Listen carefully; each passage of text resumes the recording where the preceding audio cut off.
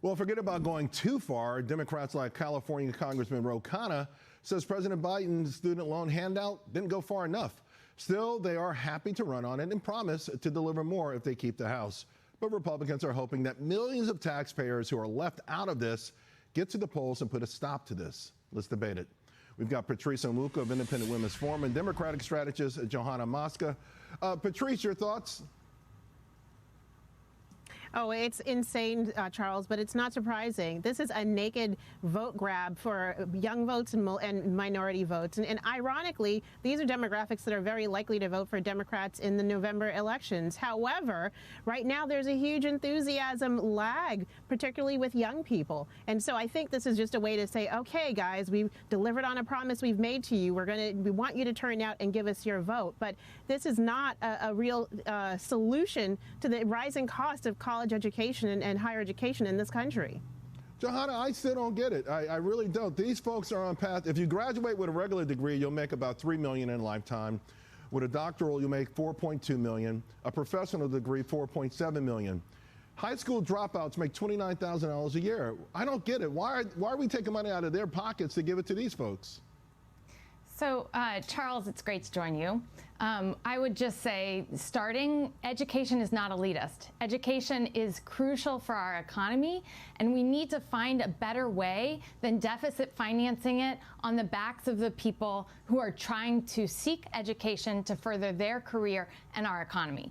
And so at the root of this, I understand that there's an issue of, I think the Democrats could have messaged this better. We need to do loan forgiveness. We need to have it for service. We need to get people in the job workforce using their skills that they've learned in these colleges in their jobs. But the truth is, the idea and the notion that we're just going to continue to have more student debt pile up, it is a huge risk factor for our economy because we have nothing to leverage if they default. We can't take the brains of these people. It's an economic issue if we don't solve it. You know what, Patrice? In about 2 months, there will be more auto loans outstanding than student debt. This is not about the economy or economics. Again, these are going to be the richest people in America. They have been blessed.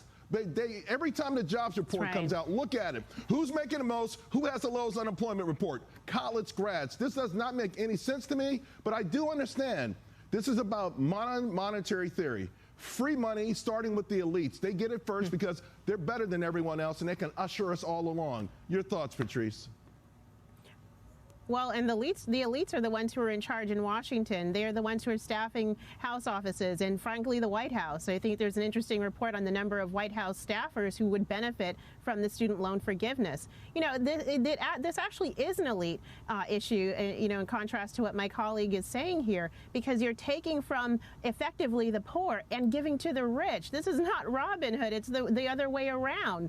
And so, I feel it's unfair when you're seeing people who have either paid off their loans or never took out their loans, took alternative ways to get to the middle class, and now they have to go back and support other people who took out more than they claim that they can afford to pay. But as you've rightly said, if you're a PhD, if you're an MD, you have the lifetime earnings that will more than allow you to pay off this student loan debt. The White House is disingenuous when they say that this is just going to be targeted at the very poor. No, it's actually going to be a huge redistribution plan from the poor to the rich. Johanna, let me just hold on one second, because on one hand you want to say the economy is amazing, unemployment rate is low, we've got all these jobs out there, and on the other hand that people are drowning. I mean, what America is Joe Biden overseeing right now? One that's doing extraordinarily well economically, or one where college grads are going homeless and can't feed themselves?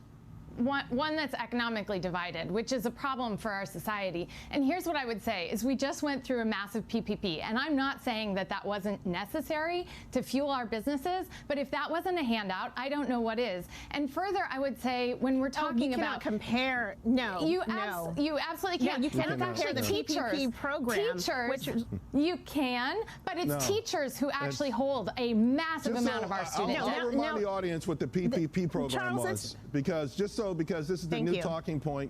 It was a program where the government shut off the entire economy because this once-in-a-lifetime unknown pandemic threatened to kill everybody in the world, so we all could not go to work. So the government said, we'll send businesses money so that they can pay employees.